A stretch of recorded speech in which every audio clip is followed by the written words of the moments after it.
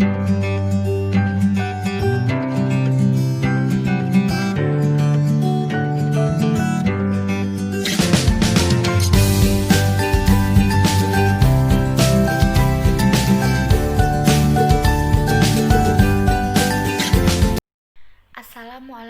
warahmatullahi wabarakatuh. Perkenalkan, nama saya Devilia Agisti, Prodi Pendidikan Agama Islam 3A. Di sini saya akan membuat video tentang konsep pendidikan menurut Toba'ah Toba'i untuk memenuhi salah satu tugas dosen pengampu Pak Arif Maulana MUD. Sebelumnya saya akan menjelaskan biografi tokoh yang saya pilih, yaitu Toba'ah Toba'i. Said Muhammad Hussein Toba'ah Toba'i terkenal dengan alamah Toba Toba'i, lahir pada 1321 Hijriah atau 1904 sampai 1902 Hijriah atau 1981 Masehi. Adalah seorang mufasir, filosof, teolog, ahli usul, faqih, arif, dan Islamolog besar pada abad ke-14. Ia adalah seorang ulama Syiah yang paling berpengaruh dalam wacana pemikiran dan mazhab di Iran pada abad ke-14. Toba'ah Toba'i merupakan penulis tafsir Al-Mizan dan kitab-kitab seperti Bidayah Al-Hikmah, Nihayah Al-Hikmah, Usul Falsafah, Warawisi Falsafah. Selain menulis banyak buku, beliau juga mendidik murid-murid yang kemudian hari menjadi tokoh dan ilmuwan besar Islam seperti Ayatullah Murtada Mutahari yang membentengi Islam dari serangan pemikiran-pemikiran asing dan ateis. Meski sudah banyak buku dan makalah yang ditulis untuk mengenalkan sosok ulama besar ini, namun belum ada yang bisa mengungkap kepribadian agung yang namanya akan selalu abadi di dunia pemikiran dan tafsir Al-Quran ini. Alamah lahir pada akhir tahun bulan Zulhijjah 1320 Hijriah bertepatan dengan 1902 Masehi di Sad, Abad Tabriz. Pada leluhurnya hingga 4 keturunan merupakan para ilmuwan dan para sarjana pandai. Para leluhur alamah Toba'ah Toba'i merupakan anak keturunan Imam Hasan Mujtaba alaihi salam atau Ibrahim bin Ismail Dibaj, dan nenek moyangnya dari jalur ibu berasal dari anak Imam Hasan alaihi salam. Ibnu Said Muhammad Hussein meninggal pada saat ia berusia 5 tahun. Dan pada saat dia berusia 9 tahun, ayahnya juga meninggal. Saudaranya yang lebih muda adalah Said Muhammad Hasan, terkenal dengan Said Muhammad Hasan Ilahi. Di Tabriz, keluarga Toba'ah Toba'i dikenal sebagai keluarga terpandang dari keturunan Nabi Muhammad SAW. Beliau adalah keturunan Sirajuddin Abdul Wahhab yang dikenal karena perannya yang berhasil menghentikan peperangan besar antara Iran dan pemerintahan Ottoman pada tahun 1920 Hijriah. Sejak usia 5 tahun, Said Muhammad Hussein Toba'ah Toba'i sudah kehilangan kasih sayang ibundanya yang wafat, meninggalkannya untuk selama-lamanya. Derita itu lengkap saat berusia 9 tahun dengan wafatnya ayah beliau. Sejak itulah Said Muhammad Hussein hanya hidup bersama adik laki-lakinya. Namun demikian, Allah Subhanahu wa Ta'ala tak pernah membiarkan hambanya hidup tanpa pengawasan, perlindungan, dan inayah Allah ibarat atap yang selalu menaungi hidupnya. Tidak ada seorang pun di dunia yang selalu hidup nyaman tanpa pernah menghadapi masalah dan kesulitan. Orang bijak mengatakan, jika dalam kehidupan engkau hanya meniru gaya hidup orang lain dan mengikuti apa yang dilakukan kebanyakan orang, maka tak akan ada sisi kehidupan yang dibanggakan. Tobaa Tobai sebagai pakar pendidikan meyakini bahwa setiap manusia punya karakter, bakat, dan potensi khas dirinya yang harus diaktualisasikan. Jarang ada orang yang mampu mengaktualisasikan potensi dan bakat alamiahnya dengan baik. Salah satu yang berhasil dalam hal ini adalah Allamah Sayyid Tobaa Tobai. Beliau adalah ulama besar yang mampu melahirkan perubahan fundamental pada dunia pemikiran. Tak sampai situ, Allamah layak masuk ke dalam jajaran ilmuwan dan ulama Islam yang paling menonjol di dunia modern. Jadi menurut Tobaa Tobai ini, pendidikan yang paling penting adalah pendidikan karakter, karena manusia mempunyai khas karakternya sendiri. Mengenai masa-masa sulit itu, Allamah bercerita, sejak kanak-kanak aku sudah merasakan derita menjadi anak yatim, tapi Allah Subhanahu wa Ta'ala berkenan memberikan anugerahnya kepada kami. Dia telah memudahkan urusan ekonomi untuk kami, pengemban wasiat ayahku, menjalankan wasiat beliau, mengasuh aku dan adikku, dan memperlakukan kami dengan perlakuan akhlak Islam. Allamah Tobaa Tobai mengawali jenjang pendidikannya dengan belajar Al-Quran, bahasa Persia, dan pelajaran-pelajaran yang umumnya didapatkan anak-anak seusianya. Periode itu berlangsung selama 6 tahun. Selama melanjutkan ke jenjang yang lebih tinggi, mengenai jenjang pendidikan ini, beliau bercerita, yang singkatnya begini. Pada mulanya, ketika masih belajar ilmu sorof, aku tidak bernafsu untuk melanjutkan sekolah. Karena itu, semua yang diajarkan di kelas tidak bisa aku cerna dengan baik. 4 tahun berlalu begitu saja. Tapi Allah Subhanahu wa Ta'ala menurunkan inayahnya kepadaku dan mengubah diri ini sehingga aku berubah menjadi orang yang tidak bisa lepas dari belajar dan selalu haus untuk memperoleh kesempurnaan. Sejak saat itu sampai proses pendidikanku berakhir yang kurang lebih berlangsung selama 17 tahun, aku tak pernah merasa letih dan jenuh dari belajar, menelaah dan berpikir. Kutinggalkan semua persahabatan dengan orang-orang yang bukan ahli ilmu. Aku pun merasa cukup dengan makan, tidur, dan kehidupan ala kadarnya. Dan sisa waktu kugunakan untuk belajar. Sering aku lewatkan malam sampai pagi dengan belajar dan membaca, khususnya di musim panas. Setiap hari pelajaran besok pagi sudah aku pelajari. Malam sebelumnya, sehingga saat berada di kelas, aku sudah menguasai pelajaran yang disampaikan oleh guru. Aku selalu berusaha memecahkan masalah pelajaran dengan cara apapun. Karena itu, di kelas tak ada pertanyaan yang aku sampaikan kepada guru berkenaan dengan pelajaran. Nah, ini salah satu konsep belajar yang harus dicontoh dari Allamah Tobaa Tobai. Dengan keuletan yang tiada tara, Said Muhammad Hussein Tobaa Tobai mempelajari fikih, usul, filsafat, dan ilmu kalam dengan berguru kepada para ulama di kota kelahirannya. Selain mengasah otak dengan tekun belajar, beliau juga berhasil menguasai seni tulis dan kaligrafi. Tahun 1925, Said Muhammad Hussein yang baru berusia 21 tahun sudah menguasai berbagai ilmu keislaman. Melihat kecerdasan dan ketekunannya, Said Muhammad Hussein dianjurkan oleh guru-gurunya untuk melanjutkan pendidikan di kota Najaf. Di kota itu, dia bisa berguru kepada para ulama besar di Hauzul Ibniyah Najaf. Di Najaf, beliau bertemu dengan sufi dan arif besar Ayatullah Said Ali Qodi Tobaa Tobai. Melihat pemuda yang haus ilmu itu, sang alim menasehatinya untuk menyertakan tadribun nafs atau penyucian jiwa dalam proses belajar. Nasihat dan bimbingan ruhani Ayatullah Qodi sangat membekas pada diri dan jiwa Said Muhammad Hussein. Disitulah pemuda yang kelak menjadi ulama besar ini mulai meniti jalan suluk dan irfan.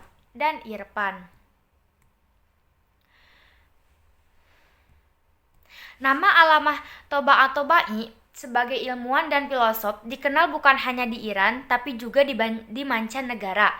Banyak pemikir barat yang datang ke Iran untuk bertemu dan mengadakan dialog dengan ulama besar ini. Di antaranya adalah Henry Corbin, cendekiawan asal Perancis. Allamah Sayyid Muhammad Hussein Toba at-Tabai, ulama yang soleh dan arif ini, melewatkan setiap malam untuk beribadah dan bermunajat kepada Allah Subhanahu wa Ta'ala sampai tiba waktu subuh. Di bulan Ramadan, sejak terbenamnya matahari hingga waktu sahur, beliau asik beribadah. Mulutnya tak pernah berhenti berzikir dan perhatiannya selalu kepada Sang Holik. Aktivis keilmuan yang menyita banyak waktunya tak membuat ulama yang bersahaja dan tulus ini lupa akan tawasul kepada Nabi Shallallahu Alaihi Wasallam dan Ahlul Bait alaihi salam. Menurut beliau, semua keberhasilan yang berhasil dicapainya adalah berkat bimbingan manusia-manusia itu dan tawasul kepada mereka. Ketika Nabi atau salah seorang maksum disebut, ekspresi wajah beliau menunjukkan rasa hormat kepada nama itu, terlebih kepada Imam Mahdi alaihi salam. Beliau menyebut Nabi Shallallahu Alaihi Wasallam dan Fatimah Zahra alaihi salam sebagai manusia-manusia agung dengan kedudukan maknawi yang tak terbayangkan. Ada pemikiran epistemologi menurut Al-Quran, yakni semasa hidup almarhum Allamah Toba at-Tabai.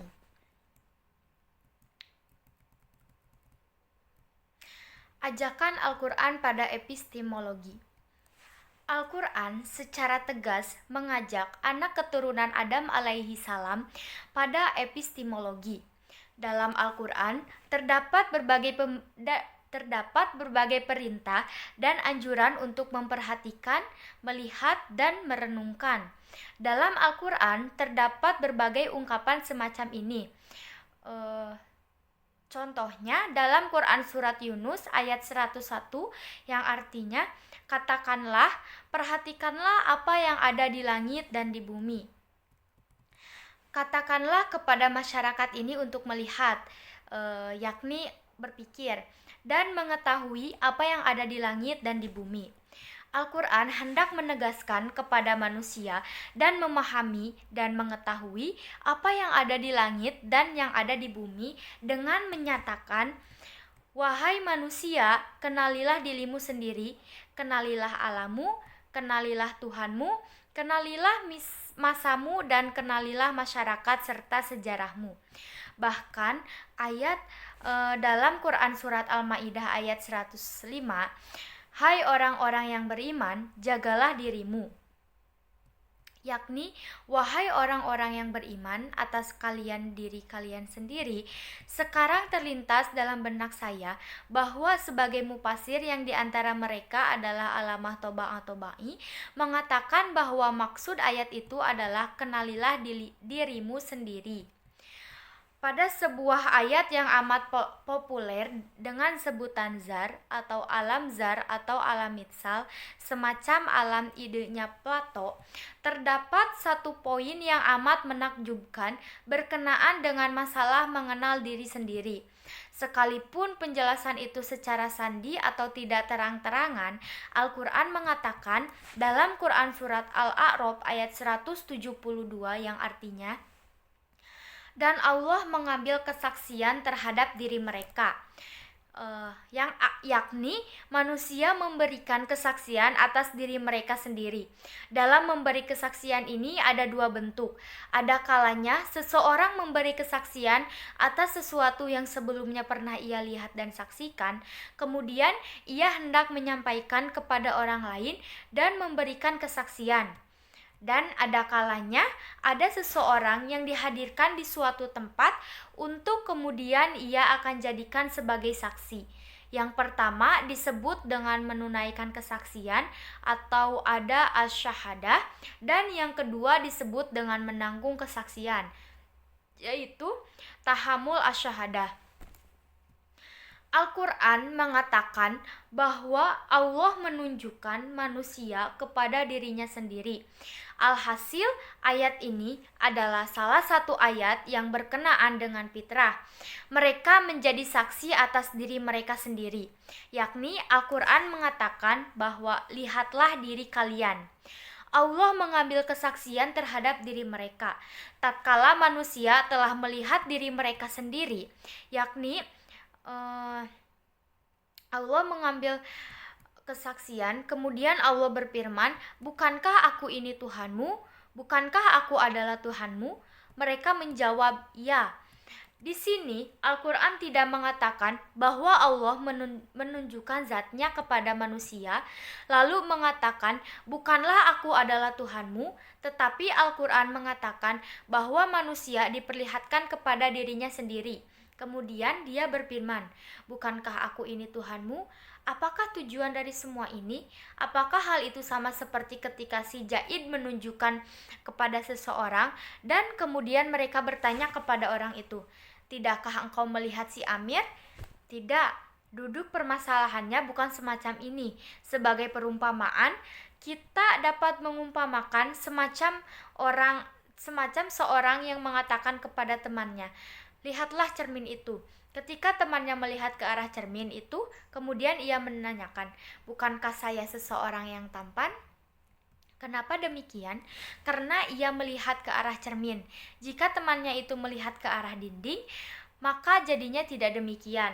Allah sebegitu dekat dengan manusia, mengenal diri dan mengenal Tuhan telah bercampur menjadi satu, sehingga dia memerintahkan, "Wahai manusia, lihatlah dirimu sendiri."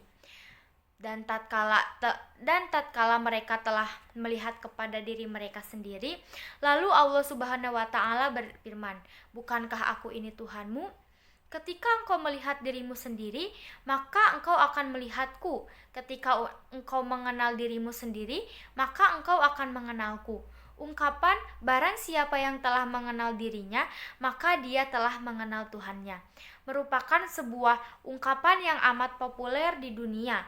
Bahkan ungkapan ini telah disebutkan pada masa sebelum Islam. Sokrates juga pernah mengatakannya. Di India pun banyak yang pernah mengucapkan ungkapan itu, tetapi tidak ada satu penjelasan pun yang seindah penjelasan Al-Quran.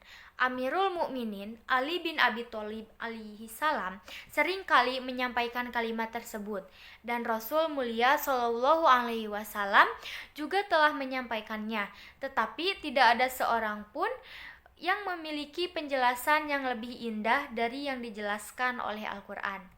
Al-Quran dengan kefasihannya menunjukkan manusia kepada manusia itu sendiri dengan cara memerintahkan manusia untuk melihat dirinya sendiri. Dan begitu manusia telah melihat dirinya sendiri, seketika Allah itu bertanya, "Apakah sekarang engkau dapat melihatku dengan baik?" Manusia menjawab, "Ya, sekarang kami dapat melihatmu dengan baik." Di sini Al-Quran tidak mengatakan barang siapa yang telah mengenal dirinya, maka ia telah mengenal Tuhannya, yakni antara telah mengenal yang satu dengan telah mengenal yang lain sifatnya adalah berurutan. Pertama, mengenal diri sendiri, berikutnya adalah mengenal Tuhan. Tetapi Al-Quran hendak menyatakan bahwa sebegitu dekatnya antara dua pengenalan itu, sehingga tatkala engkau melihat yang ini, maka engkau pun akan melihat yang itu. Semua penjelasan yang diberikan oleh selain Al-Quran senantiasa meletakkan dua pengenalan itu secara berurutan. Sedangkan Al-Quran menjelaskannya dengan menggunakan sebuah kalimat bahwa manusia cukup hanya dengan mengenal diri sendiri, karena jika telah mengenal diri, maka pasti mengenal Tuhan. Sebegitu dekatnya antara pengenalan diri dengan pengenalan Tuhan, laksana seseorang yang memandang sebuah cermin. Sekalipun yang ada di dalam cermin itu hanya semacam bayangan atau gambar saja, tetapi ketika Anda berada di depan sebuah cermin, maka Anda tidak dapat menghindarkan diri untuk tidak melihat gambar Anda di cermin itu. Selanjutnya, mengenai pendidikan Indonesia pada saat ini, menurut saya pendidikan di Indonesia ini kurang akan pendidikan karakter. Padahal pendidikan karakter itu sangat penting.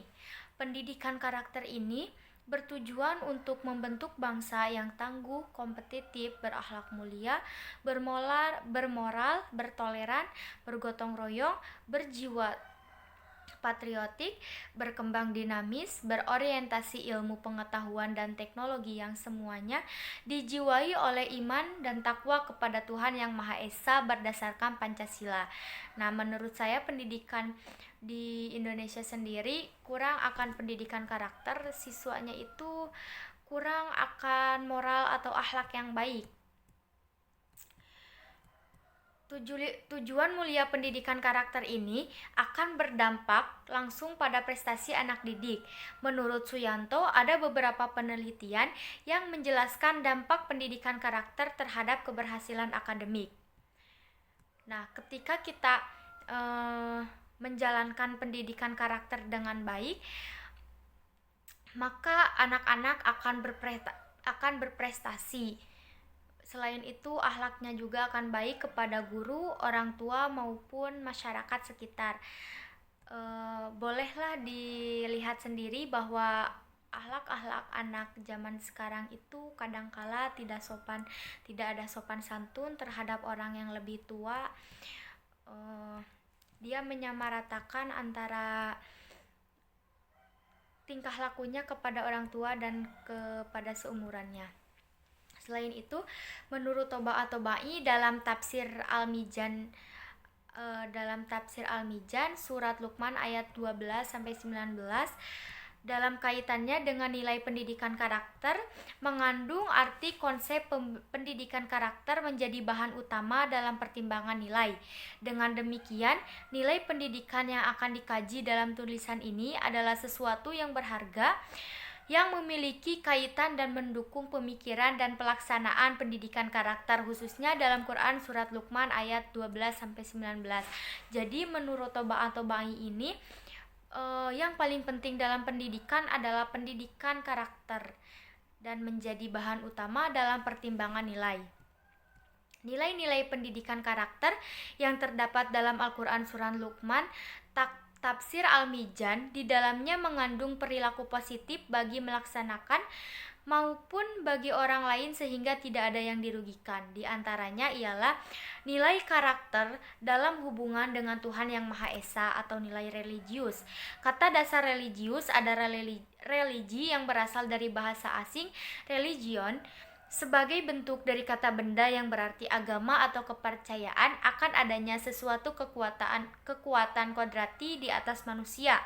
Sedangkan religius berasal dari religius yang berarti sifat religi yang melekat pada diri seseorang. Pandangan hidup yang mengandung nilai-nilai yang bersumber dari terkait dengan agama, yaitu sebagai sistem keyakinan yang mendasar, sakral, dan menyeluruh mengenai hakikat kehidupan yang pusatnya ialah keyakinan kepada Tuhan Yang Maha Esa. Dalam tafsir Al-Mizan yang dikatakan Syekh Muhammad Hussein Toba-Tobai bahwa nilai-nilai religius yang terdapat dalam surat Luqman yaitu 1. Bersyukur, yang kedua larangan syirik, yang ketiga birrul walidain, yang keempat adalah amar ma'ruf nahi mungkar, yang kelima dan yang terakhir itu amar ma'ruf nahi mungkar. Selanjutnya ada nilai karakter dalam hubungannya dengan diri sendiri. Di antaranya ada bertanggung jawab. Tanggung jawab itu harus bertanggung jawab kepada diri sendiri terlebih dahulu, kemudian bertanggung jawab kepada orang lain. Terus bertanggung jawab kepada keluarga juga. Tanggung jawab terhadap masyarakat. Yang kedua adalah disiplin dalam beribadah. Contohnya itu berdisiplin dalam beribadah. Selanjutnya percaya diri, kita harus menanamkan rasa percaya diri. Nah, yang ketiga adalah nilai karakter dalam hubungannya dengan sesama. Yang pertama contohnya adalah sopan santun. Sopan santun ini sangat penting sekali dalam kehidupan sehari-hari. Selanjutnya ada sadar antara hak dan kewajiban orang lain. Dan yang terakhir adalah sosial. Mungkin cukup sekian pembahasan yang dapat saya sampaikan. Jadi menurut Toba atau Bai, yang paling penting dalam pendidikan adalah karakter. Nilai-nilainya ada nilai religius, nilai bertanggung jawab atau nilai kehidupan diri sendiri, dan nilai sopan santun. Cukup sekian dari saya. Mohon maaf bila ada kesalahan. Saya hanya manusia biasa. Wallahul muwaffiq ila aqwamit thoriq. Wassalamualaikum warahmatullahi wabarakatuh.